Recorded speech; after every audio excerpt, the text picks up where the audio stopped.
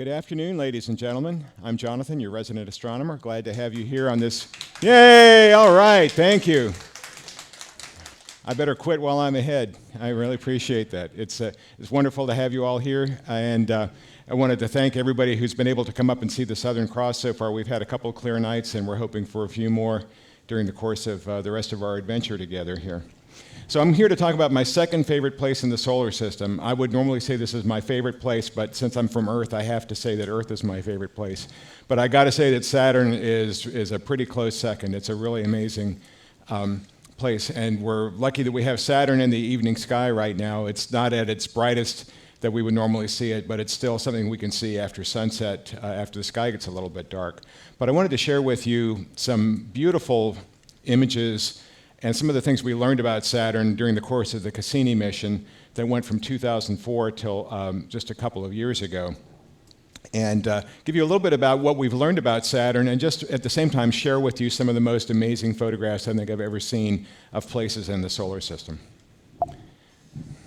So we'll start with, we first went to the Saturn system with the Pioneer 10 and 11 spacecraft back in the 1970s, and then that was followed up by Voyager 1 and 2, and we actually have a gentleman in the audience here who wrote some of the software for Voyager 1 and 2 when they went through the Jupiter and Saturn system. So it's fascinating to get a chance to talk with him about what it was like to be getting these images. We got these tantalizing shots of Saturn and some of its major moons, and it was just enough to really kind of wet our whistle that we wanted to go back in a big way. Voyager and the Pioneers were kind of tourists. They basically flew through the Saturn system at high speed on their way out of Pioneers. Both went out of the solar system, and then one of the Voyagers went on to continue onto Uranus and Neptune. But there was not time to stop and look around. Basically, they were very carefully targeted, so they got a chance to fly by some interesting places. But they didn't linger in the neighborhood. They just flew right on through. It was a drive-by. So the Cassini mission was designed to actually go into orbit around Saturn, and it was one of the largest spacecraft that NASA's ever put into outer space. This is a picture of it being assembled and tested. And so it had this big antenna for communicating with Earth. It has a nuclear generator on it, a radioisotope, actually 3 different thermal generators, nuclear thermal generators on it. It had all kinds of sensing platforms, meaning cameras, infrared cameras, magnetometers, radar system, and it even had this thing that's on the, hanging off to the left of it, that gold kind of little hemisphere there. That's a lander that was attached to it that was designed by the European Space Agency, the Huygens probe, and that was taken along to land on the surface of the moon Titan. So this was again one of the largest spacecraft ever sent out. And it was our shot to really get a good view of what was going to be happening at Saturn and to linger there and stay there for a long time, to go into orbit around the planet and see how things looked. So we wanted to time it to arrive at Saturn in such a way that we could get there as fast as possible, but at the same time, when you're flying a big, heavy spacecraft like this out there, you want to get to Saturn as fast as you can, but then you want to be able to slow down and stay there. So it's a real fine balance between going as fast as you can, given the rockets that are available and other things like that, but then being able to carry enough fuel to slow you down and then to go into orbit. And so we had to use 2 flybys of Venus, 1 flyby of the Earth, and a flyby of Jupiter on the way to get Huygens and Cassini out to Saturn. So this is a view of what they call the spaghetti, or the ball of yarn. This is what the mission was going to look like for Cassini when it got out there. It was originally a 2-year prime mission, and then it was extended for a couple of years, for another 4 years after that, and then another 7 years after that. But the idea was to, once it got into orbit around Saturn, was to look at it from all kinds of different angles during the course of a Saturn year. And as you can see, it had close-in orbits, it had high inclination orbits where it was flying over the poles, it had ones where it was going farther out so that it could fly near some of the distant moons of Saturn.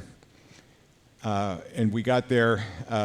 The solstice mission was, again, as we were near at the end of Saturn wintertime.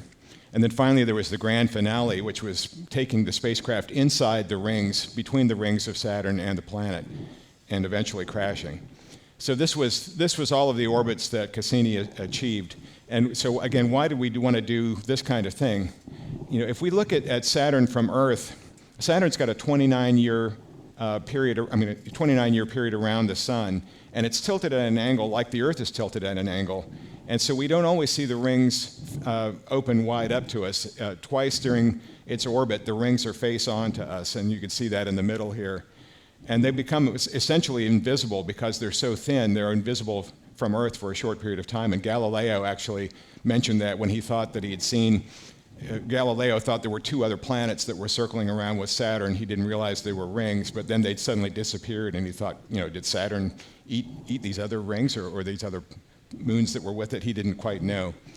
But we wanted to be able to see how the sunlight affected the seasons on Saturn, and so being able to stay at Saturn for 11 years was a real bonus for the Cassini mission. We got to stay there for almost a half of a Saturn year.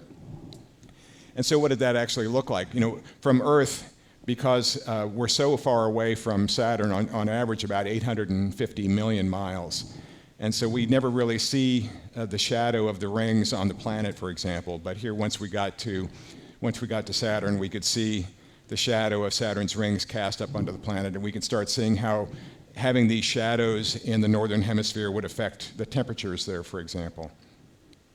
So in the process of studying Saturn like this, we learned about how the seasons change. We learned about the composition of Saturn itself, and that it's about 96% hydrogen, another 3% helium, and then the rest of it is ammonia and acetylene and ethane and a couple other types of carbonaceous compounds like that. And so we've been detecting those in the atmosphere, but again, it's primarily helium and hydrogen. It makes actually Saturn one of the lightest planets. The density of Saturn is less than that of water, so if you could actually get a big enough pool of water, you could float Saturn in it, as opposed to sinking like the Earth would. And in the process of being able to circle around Saturn, we learned a lot about the interior of it by watching how its gravity affected both the spacecraft and then also the environment around Saturn. And so this was actually, we thought that Saturn had a relatively small core, and this was actually one of the things that we were hoping to discover was what was the core of Saturn actually like. And it was only, this was from a paper that was published this last year from data from Cassini, that in studying how the core affected the rings, we learned that the core is kind of sloshing around. It's actually mostly ice, rock, and a mixture of fluid metallic hydrogen and helium. So if you can think of hydrogen and helium being super cold and then also compressed to form a fluid, that's kind of what the core of Saturn looks like. The latest estimates are that the core weighs 55 times as much as the Earth does. It's got about 17 Earth masses worth of rock and ice, and the rest of it's hydrogen and helium. And then the rest of the planet is just this mix of hydrogen and helium gas. So we do get to see weather on Saturn. It looks kind of like Jupiter in terms of having these belts or bands around their different cloud layers. But we saw some interesting weather at Saturn when Cassini went there. And this was an ice storm. This is ammonia that was forming in the upper atmosphere of Saturn. We saw it as a bright spot that suddenly kind of welled up from underneath the clouds. It was so bright it was actually visible from Earth. From amateur astronomers could see that with their telescopes at home. And over the course of the next several months, this storm eventually just kind of spread out around the entire northern hemisphere of Saturn. So you can see it actually kind of circling back around on itself there. So we were fortunate to be able to look at it both from the Hubble Space Telescope from Earth and then have Cassini right there taking a look at it. So we got a chance to study how planetary atmospheres work, but at the same time just see some really interesting behaviors like that we wouldn't see on a place like Earth. Now we did see some other things on Saturn that we might see on places like Earth, one of which is that we found out that Saturn has auroras. And so there's an infrared picture of the auroras of Saturn. We found out that the auroras are actually tied magnetically to one of Saturn's moons, Enceladus. This little dot that's circled, or it's got the square around it, that's a place where the magnetic field of Saturn goes out through there and out to Enceladus and loops back in again. So that's a spot about the size of California, but that's tied magnetically to one of Saturn's moons orbiting around it. So we could see auroras like we see on Earth. We could see lightning on Saturn. This is a lightning flash. The blue dot there is a lightning flash about 200 miles in diameter during a big storm of 2010 to 2011. So this is comparable in size to the biggest lightning flashes that we have on Earth. And then we saw some interesting patterns that we haven't seen. You know, we've got like hurricanes and cyclones, and there's this pattern on Saturn at the North Pole called the North Polar Hexagon. And for some reason, the winds form this hexagonal shape, which is a stable shape in the atmosphere. As the winds blow around, it maintains this kind of shape, and we can now see that from Earth as well. The winds on Saturn, by the way, are among the fastest in the solar system. They go about 1,000 miles an hour. So yeah, it's not a kind of place to be out on deck, let's put it that way. But so this polar hexagon is interesting there, and in the very center of that polar hexagon is another cyclone, and this is another movie that Cassini took over the course of several orbits of Saturn. But you've got these two counter-rotating cyclones going on right at the North Pole of Saturn. So just a very fascinating look at the environment there. You know, again, it's helping us to understand more about how storms form on Earth, and to learn about you know, weather processes on our own planet by studying the weather processes on other planets.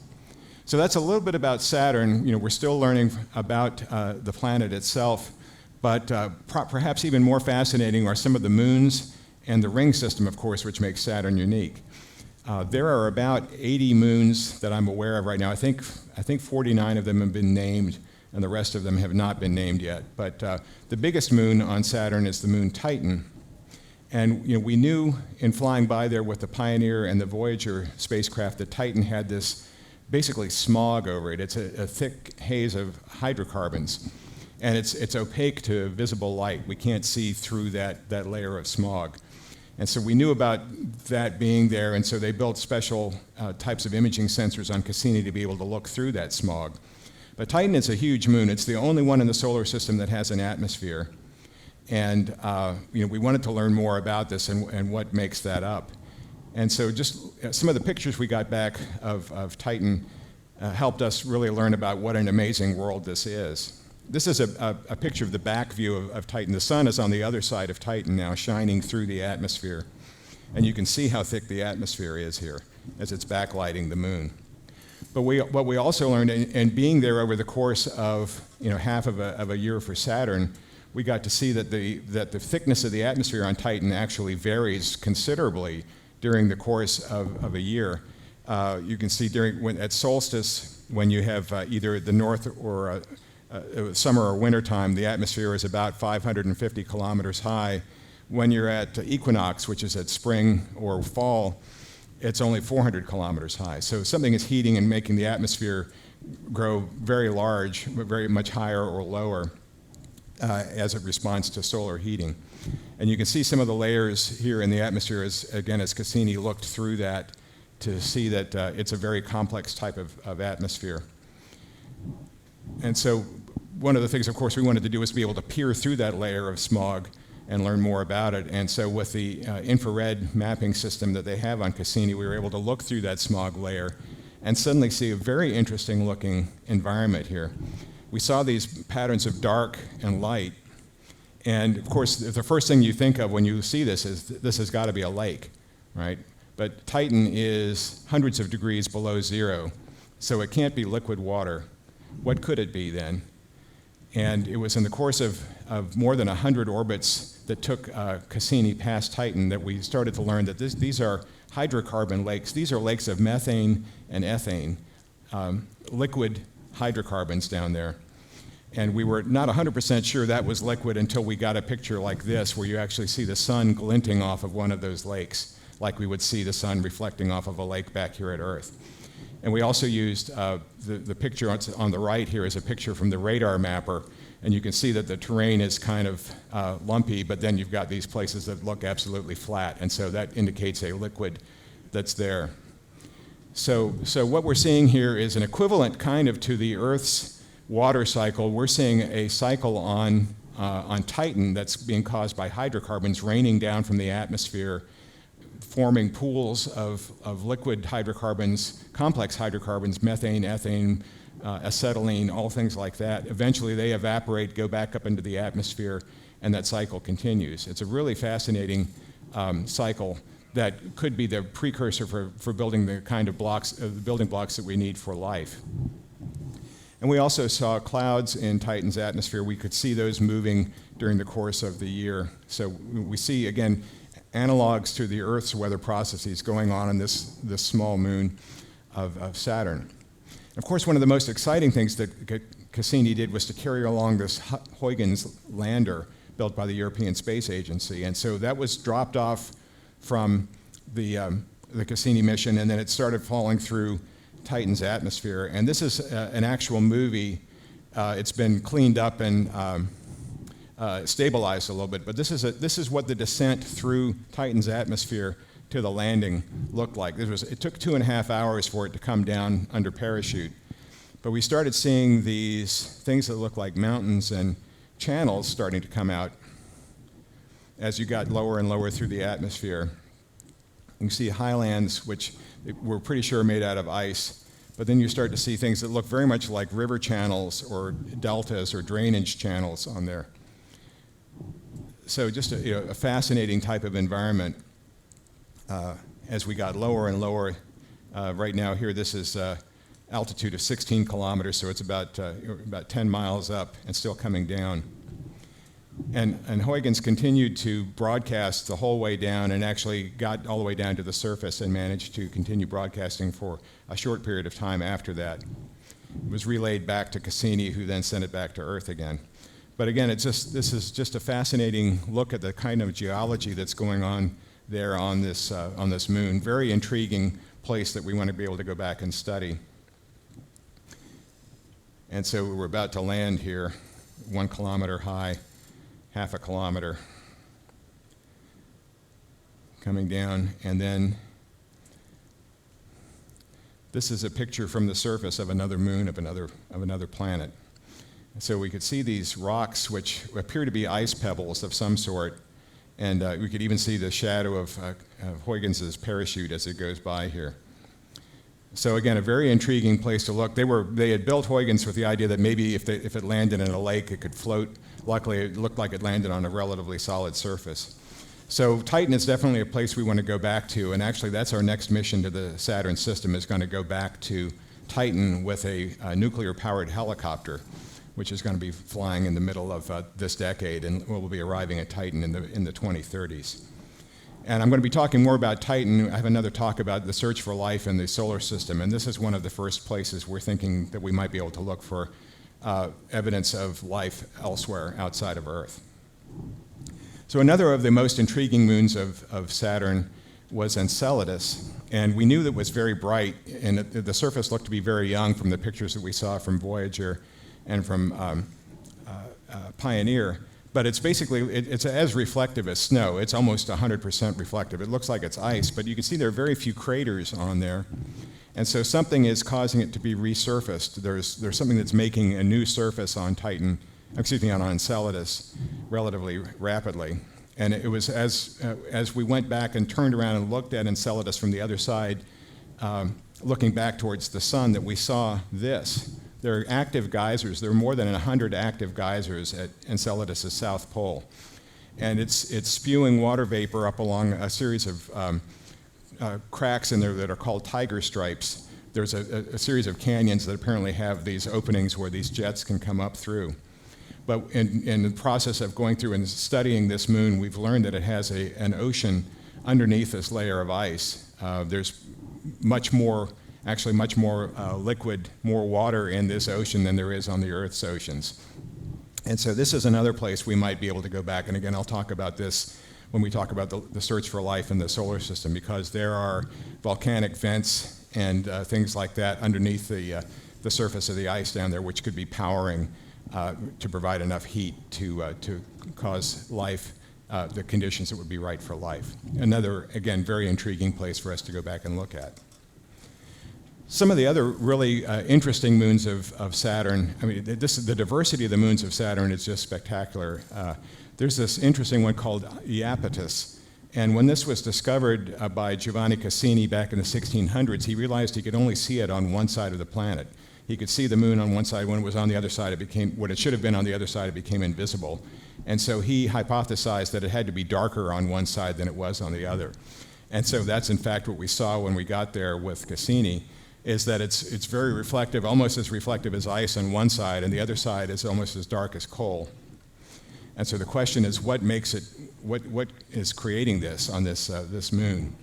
It's a very strange thing, and you can see that the shape is also very weird. As we got close to it, we saw it was kind of a walnut shape, and on the dark side there is this ring of mountains. They're among the tallest mountains in the solar system. This is a ring of mountains 10 miles high that circles right at the equator, perfectly on the equator. And this is a kind of a flyover composite of some of Cassini's images as it went past Iapetus and looked at it. So we think what might have happened here is that there may have been either a ring around this moon, or it has been flying through the other, near the ring plane of Saturn for a while, and eventually it's been picking up particles from the ring enough to start depositing to form this ring of mountains along the equator. It's weird because we don't see mountains like that anywhere else on that moon. And then the question also becomes is, what's causing this difference between the light and the dark material? And in looking at close-ups, if you look at these close-ups, what are you looking at here? Is the white stuff on top of the dark stuff, or is the dark stuff on top of the white stuff? Yeah, so again, the hypothesis is that there's this mixture of these rich organic compounds that were dark with a bunch of water ice. And because of the long rotation period of Iapetus, eventually over the course of billions of years, you had this runaway feedback effect, so that on the darker side, as the sunlight hit it, it warmed up and it caused the ice to sublimate, to evaporate basically, and then the ice got deposited on the other side of the moon. And so this was this feedback loop over the course of several million years or several billion years, that about 20 meters worth of ice got taken away from the dark areas and then deposited on the other side of the moon. We think that's what happened. But again, it's just a fascinating kind of place to see these images and try to figure out what is going on here. Another one of those what is going on here things is the moon Hyperion, which to me looks like a peach pit. We think it might be the core of another a larger moon that got blasted apart somehow. But very unusual type of surface. It looks like it's very spongy. And this is, to think about this as, normally if you're with the moon, if you fire a meteorite at it, it hits this hard surface and it sprays out dust in all directions. If you think about this as being kind of like when you have really slushy snow and you throw a snowball at it and the snowball just goes into the snow and doesn't come out. That's kind of what's going on here, is that anything that hit there just kind of penetrated right into the surface and didn't splash out to the rest of the moon there. But just again, another really kind of fascinating place that I would love to see us go back and explore in more detail. Then you have the Death Star moons, Mimas and Tethys, called the Death Star moons because they have both of them have a very large crater that makes it look like the Death Star from Star Wars. They have not been known to blow anything up, but they're two of the larger small moons of Saturn. So we're starting to see some of these. These are some of the closer in moons to Saturn now, and there are dozens of very small satellites of Saturn that we got some really interesting pictures. These are, and again, all the photos I'm showing you here. These are real photographs. These are not composites. These are actual photographs taken by Cassini. So you have. There's a little tiny moon shown at the arrow there. You see that little dot in the black gap? That's the moon Pandora. And you have the moon Dione in the front here, and then Titan's in the background, and then you have the moon Prometheus on the edge of the ring out here. So you have this wide variety of moons of different sizes and shapes, all orbiting around Saturn, and creating some very interesting effects in the rings, which I'll talk about in a couple of minutes here. This is another family shot of Janus, Pandora, the little tiny one by the rings, Enceladus, Mimas, and then the moon Rhea. Again, this is not a composite. This is an actual photograph taken by Cassini.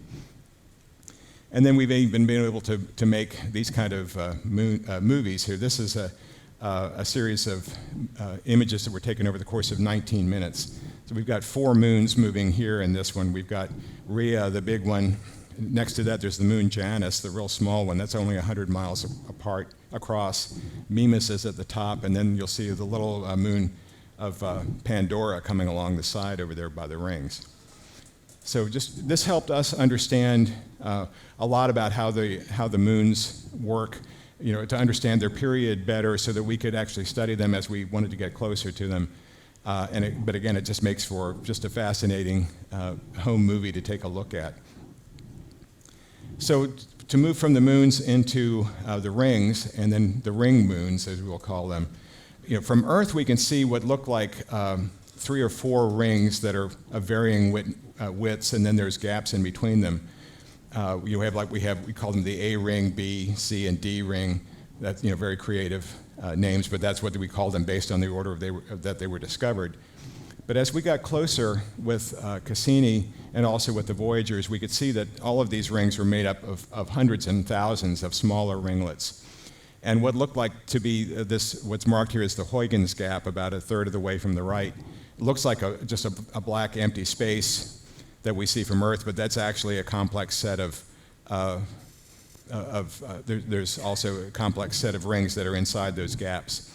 So we had the wonderful opportunity with Cassini to be able to study the ring system up close and really understand how it worked. This is the rings illuminated from the underside. The sun is on the other side of the rings, and so we're looking at the unilluminated side. And the rings look different depending on whether you're looking at them whether with the sun behind you or if the sun is on the other side of the rings. The rings are very, very thin. We knew this before, but here's to show you how thin they are. That's the star, the second brightest star in the Southern Cross that's shining through the rings there. The stars don't disappear when you're looking at them through the rings. The rings are only about 10 meters thick. That's only 30 feet thick. So thinking about the height of a house, a 2 or 3 story house, that's how thick the ring system is. And that it's so thin that even as Cassini went past the rings, because it was so far away, it wasn't able to even discern them as it flew past the edge of the rings. So from an artist's conception, we think this is kind of what the rings look like, that they're basically clumps of snowballs of various sizes. It's almost entirely ice. There's very little rocky material in there. But these drift and combine and drift apart, and it's totally chaotic and random type of motion going on in the ring system here. We think we still don't know what created the rings. We think it may have been debris that's left over from perhaps a meteor that crashed into a moon that broke up into a lot of pieces, or this could be comets or something that broke up. So we still don't exactly know what caused the ring system to be created. And the latest estimate I saw actually just this last month, it looks like somewhere between 100 million and 300 million years from now, the rings may disappear altogether. Again, which is a very short period of time in the solar system. One of the cool things about the rings is that it helps us to understand, it's a great sandbox for understanding how gravity works. And when we think about how the planets and the stars were formed from disks of material like dust and gas and things, we can see that in a microcosm when we study the rings. And here's an example of this is looking at how the rings actually change. The edge here is actually moving as a result of gravitational influences from the ring from the moon Mimas. But also what we're seeing here is apparently density waves that are bouncing off the sharp edge of the ring and bouncing back down into the ring again, causing some of the other variations in how thick the ring is or how wide the ring is. So again, that helps us kind of understand how protoplanetary disks around stars may help form planets. And talking about gravity waves, this is to me is one of the most mind-blowing pictures. This is a close-up of one of the A ring. And it's just seeing this incredible ribbon of different types of material here. What we're seeing is actually what they call density waves. And rather than thinking about these as being a solid object, this is kind of like, think about this as a traffic jam. A traffic jam is a density wave. There's no fixed structure that's a traffic jam. Your car enters it, slows down, eventually gets to the other side and moves out of it again. The traffic jam is still there, but your car has now passed through it. And so that's basically what's happening with the ring material here. It's going through this, the material is being disturbed by another moon or by other objects. It moves into this density pattern, slows down, eventually falls slightly closer to the planet, and then speeds up and moves on. And so we get to see these kinds of interesting patterns forming. And what you're actually seeing here, these are not individual rings. It's one ring that's spiraling around the planet. So just a fascinating look at, again, how gravity interacts with millions and millions of particles around a planet. We saw these other interesting structures in the A ring of Saturn called propellers. They call them that just because they look like a propeller. But basically, there's an invisible moonlet. There's one that's a moon that's too small for the spacecraft to be able to see, that's at the center of that propeller. And what it's doing is that it's pulling material along behind it from higher up in orbit, speeding that up, and then it's also pushing material along in front of it. And so it starts creating these ripples in the rings. And so we saw hundreds of these types of structures with Cassini as it was orbiting around Saturn.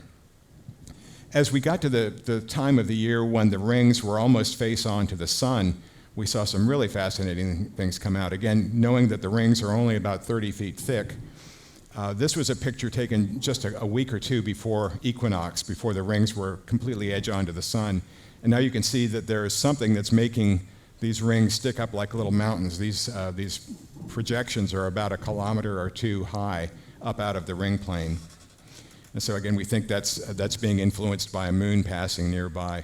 But you can see the shadows of those ridges on the rings being cast onto the other part of the ring. It provides a very interesting vertical relief that we would only be able to see when the rings are edge on to the sun like that.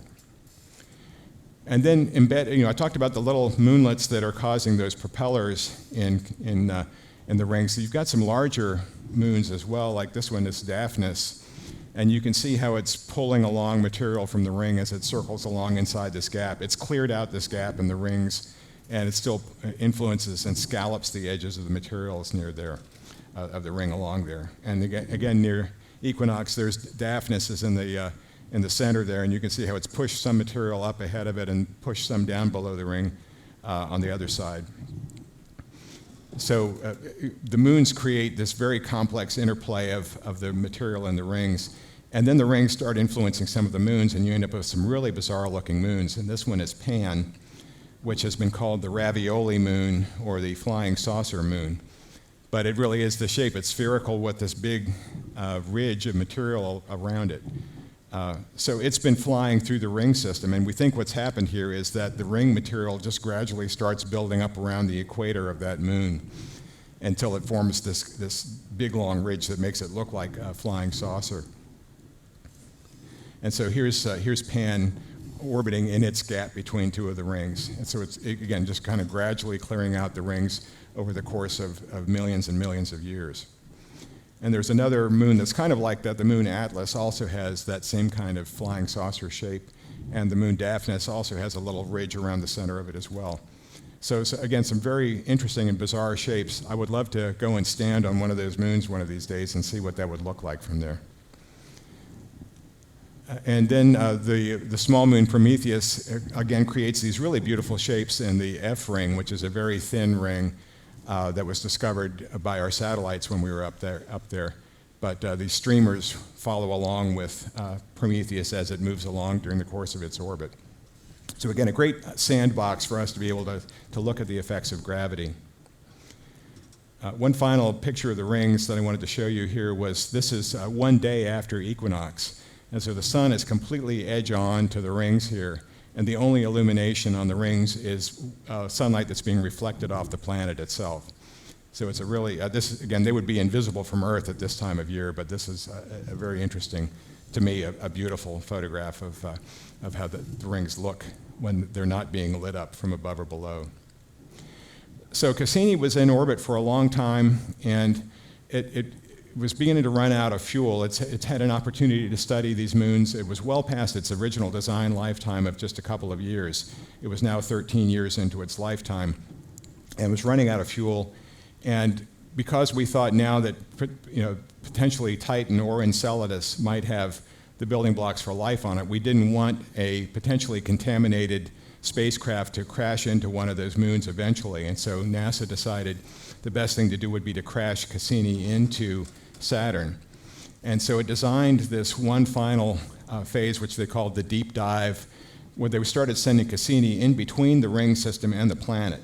It was an area that we previously considered to be a little too dangerous to try to send a spacecraft into because we didn't know what kind of particles were in there. But at this point, Cassini was going to be lost one way or the other. And so they designed the orbits to start circling around inside the ring system with the idea that this started in April of 2017, and the idea by the end of this orbit in September, the end of these several orbits in September, it was going to crash into the surface or the atmosphere of Saturn. And so this was NASA's dramatization of what was going to happen for the grand finale.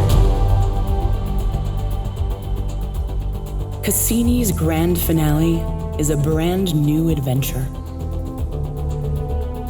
22 dives through the space between Saturn and its rings. As it repeatedly braves this unexplored region, Cassini seeks new insights about the origins of the rings and the nature of the planet's interior, closer to Saturn than ever before.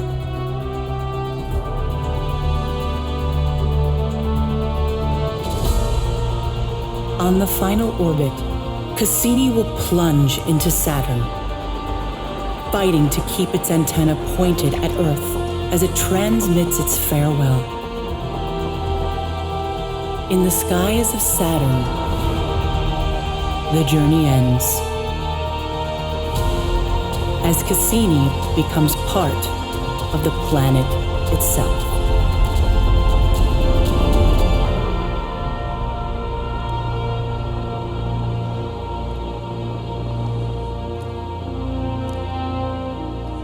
So as I'd mentioned before, I had I get to work with the Jet Propulsion Laboratory as a solar system ambassador, and I had the great good fortune of being invited to come to the Jet Propulsion Laboratory on the day of this grand finale of the deep dive in September of 2017. So got to get a tour of JPL the day beforehand, and this is the Mission Control Center for Cassini at JPL, and the ace is the person who's driving the spacecraft, basically. These are some of the things he had on his desk. And this one, obviously, put up for the benefit of the press that was coming through there that day. At this point, Cassini was out of our control. All of these maneuvers had been done by targeting it to get the gravity assist of Titan to help it make this descent. And so here I am. This is in front of a 1/2 scale model of Cassini. But the grand finale itself took place at about 3:30 in the morning, Pasadena time. And not everybody, of course, who was associated with the mission could sit in the very mission control room, so we got to be in the von Karman Auditorium, where a lot of the mission scientists were actually sitting as well. And so the first several rows of the thing were set aside for the Cassini team members, and every one of them had a box of Kleenex on there because we weren't quite sure what the emotion level was going to be like in that room. It was just fascinating. Again, Cassini had been such a tremendous success, and at the same time, you knew that it had to end its mission at some point, and this was going to be that day. So this was kind of the scene as we were getting ready for the grand finale. And it was interesting sitting in there watching. We had a view of the telemetry that was coming back from Cassini, and you could see this one spike, which was the carrier wave for it. And at the predicted time, the carrier wave stayed up, and it went away for a fraction of a second, then came back up again, and then it went away and never came back. And then eventually the project manager got on and declared end of mission. And so we all went back and tried to get some sleep after that. And then the afternoon at the home of one of the lead scientists, we had there was a big party. This was the cake that day, but and this is what a party of engineers and scientists looks like after the end of a planetary mission. And I saw them passing around a piece of paper, and I leaned over and I took this photograph, and they said, whatever you do, don't put this picture on the internet until we've published this paper. This is the very last data that came back from Cassini at the end of its mission. And so this was measuring at the rate at which material was falling from the rings into the atmosphere. And so there was a paper published on this a year later, and I was allowed to go ahead and put that picture up. But it was what an honor it was to be able to be there and to help celebrate such a glorious mission. It was just one of the truly most spectacular and successful missions of our lifetimes. And so, going back and thinking about, what did Cassini teach us? What have we learned about ourselves? And it really is kind of a matter of perspective. This is a composite, a mosaic of pictures that Cassini took looking back with the sun on the other side of Saturn and lighting up all of the rings. And there's one little blue dot that's in the corner north around the 10 o'clock position. And as we zoom in there, this is actually what we're looking at is Earth being seen through the ring system there. And you can see the moon is a little tiny dot. And so basically, when you think about this, this is the totality of humanity's direct exploration experience is in that little box. That's the only places humanity has ever directly been. And it's just a few pixels wide, the Earth and the moon. There's so much more for us to explore out there. And thank goodness we have these wonderful spacecraft to go out and do this. And what a wonderful time it is for us to be alive to get to see these kind of things. And how I wish I could go stand on the surface of Titan and see what that looks like firsthand. But maybe my descendants will get a chance to do that. And maybe your descendants will get a chance to do that too. So that's it for this afternoon, and thank you for coming today.